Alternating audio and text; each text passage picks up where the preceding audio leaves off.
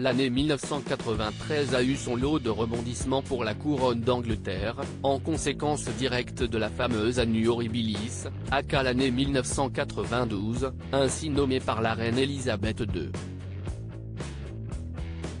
Le 9 décembre 1992, le Premier ministre John Major annonce à la Chambre des communes que Charles, alors prince de Galles, et son épouse Diana se séparent.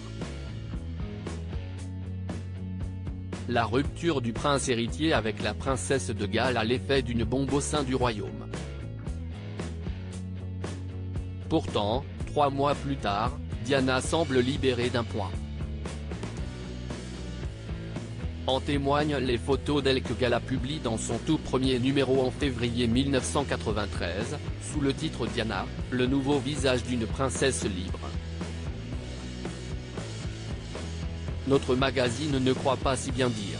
En décembre de la même année, la mère de William et Harry annonce dans un discours retentissant qu'elle compte s'affranchir de la plupart de ses obligations royales. À l'occasion des 30 ans de Gala, la rédaction revient sur ce moment clé dans la vie de Lady Di. Hôtel Hilton, Londres, le 3 décembre 1993.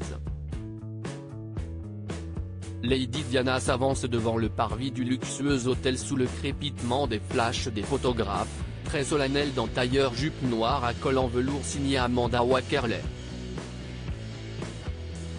Son annulaire gauche est nu de sa célèbre bague de fiançailles ornée de son saphir bleu, bien qu'elle soit encore officiellement mariée au prince Charles, leur divorce est officiellement prononcé le 28 août 1996.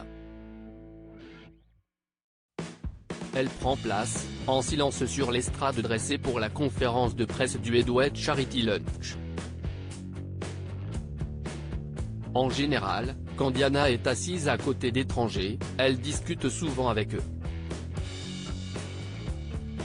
Mais ça ne s'est pas passé comme ça ce jour-là, elle était juste assise là, beaucoup moins animée qu'à son habitude, se souvient Evelyne Vincent, fondatrice de l'association, auprès du Mirror en juin 2020.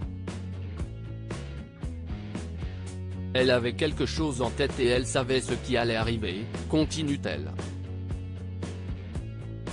La princesse de Galles prend alors la parole devant l'Assemblée. Elle commence par dire à la foule que c'est un grand plaisir d'être là. Alors que tout le monde s'attend à un discours standard, les mots qu'émet Diana laissent ses auditeurs perplexes. À la fin de cette année, lorsque j'aurai terminé d'honorer le planning de mes engagements officiels, je réduirai l'étendue de la vie publique que j'ai menée jusqu'à présent, déclare-t-elle. Consciente que son choix est loin des conventions pour un membre de la famille royale, elle poursuit « J'espère que vous pourrez trouver dans votre cœur la force de me comprendre et de me donner le temps et l'espace qui m'ont manqué ces dernières années ». La mère de famille ajoute ensuite qu'elle souhaite mener une vie plus privée, loin de l'agitation médiatique écrasante qu'elle a souvent soulevée, et se consacrer en priorité à ses fils, William, alors âgé de 12 ans et Harry, 10 ans. 50 ans de Johnny Hallyday, coup de foudre d'Emmanuel et Brigitte Macron. Les 30 événements qui ont marqué 1993, son secrétaire la persuade d'éliminer les éléments les plus suicidaires. Plus elle s'explique sur cette décision choc, plus les murmures s'élèvent, les gens regardaient autour de la table en chuchotant « Oh mon Dieu, détaille Evelyne Vincent. Aussi inattendu ce discours soit-il, il n'a rien d'un coup de tête. Nos confrères expliquent que la princesse en parlait depuis des mois. J'ai été mis au courant 2 ou 3 mois à l'avance. Elle m'a dit, je veux faire ce discours, je veux prendre du recul, confie son ancien secrétaire particulier, Patrick Jefferson. Je pense que pour elle, la priorité n'était pas ce qu'elle a dit, mais plutôt le fait de le dire haut et fort, nuance-t-il. Patrick Jefferson indique en outre que sa cliente royale avait prévu un discours encore plus dramatique, qu'il s'était empressé de modérer. « J'ai réussi à la persuader d'éliminer les éléments les plus suicidaires. Je savais qu'une fois qu'elle aurait prononcé son discours, elle voudrait revenir en temps et lieu à une forme de vie royale structurée. Ma priorité était de m'assurer qu'elle ne se ferme aucune porte à ça. » En effet, s'il est vrai que Lady Diana se consacre à l'éducation de ses garçons après ce discours, elle continue son engagement auprès de causes qui lui tiennent particulièrement à cœur, comme la lutte contre les mines antipersonnelles avec la Croix-Rouge en Angola et en Bosnie, et la lutte contre le sida. On l'aperçoit aussi à plusieurs événements officiels en compagnie des Windsor dans les 3 années qui suivent jusqu'à son décès tragique. Harry imite sa mère, Lady Diana. 26 ans plus tard, ce speech mémorable de la princesse de Galles n'est pas sans rappeler celui de son fils Harry et de son épouse Meghan Markle, 26 ans plus tard. Le 8 janvier 2020, le duc et la duchesse de Sussex mettent en émoi les médias du monde entier en publiant un communiqué officiel sur leur compte Instagram dévoilant leur intention de se retirer de leurs fonctions royales et de vivre une grande partie de l'année en Amérique du Nord.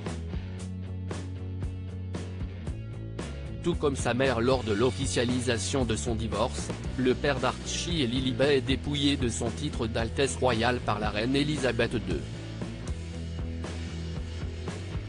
Les Sussex mettent eux aussi en avant leur désir de se consacrer à l'éducation de leur fils. Lilibet est née en juin 2021, et de ne plus être la cible de la presse. Cet équilibre géographique nous permettra d'élever notre fils avec une appréciation pour la tradition royale dans laquelle il est né, tout en fournissant à notre famille l'espace pour se concentrer sur le prochain chapitre, y compris le lancement de notre nouvelle entité caritative.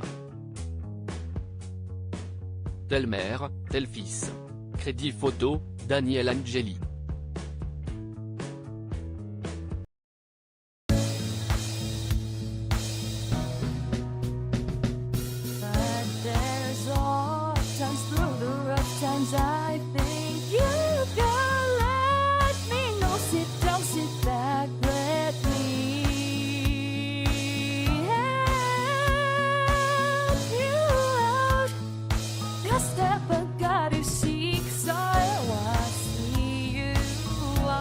On your